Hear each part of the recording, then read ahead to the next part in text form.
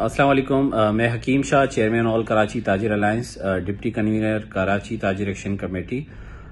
कल 2 सितंबर को Karachi Tajir action committee की जानिब से भूख हड़ताली कैंप लगाया जाएगा मेन एमए जिन्ना रोड पर, जिसमें ऑल कराची ताजिर अलायंस की तमाम मार्केटें भरपूर शिरकत करेंगी और मुतालबा करेगी हुकूमत सिंध से कि वो अपने इस दोगले नोटिफिकेशन को वापस लें, सेफ डेज को ख़त्म किया जाए और साथ ही कारोबार के औकात कार को बढ़ाया जाए। और कराची की तमाम मार्केटों में लोग वैक्सीनेट हो गए हैं और वैक्सीनेशन जारी भी है, तो अब कारोबार को बंद करना मुनासिब नहीं है।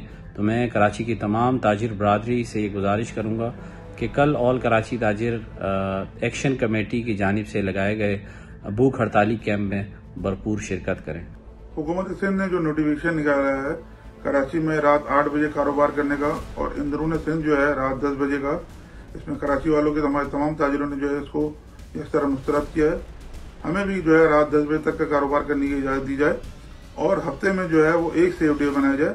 जो आपने अंदरून सिंध जो है सिर्फ जुम्मे की छुट्टी दी है, हमें उसी तरह से है संडे की छुट्टी दी जाए ताकि हम अपना कारोबार जारी रख सकें। सबसे ज्यादा जो कराची के ताजिरों ने, कराची के लोगों ने और हैदराबाद के ताजिरों ने और हैदराबाद के लोगों ने करी है, तो अब जो है उसके हिसाब से जो है वो कारोबार खोला जाए।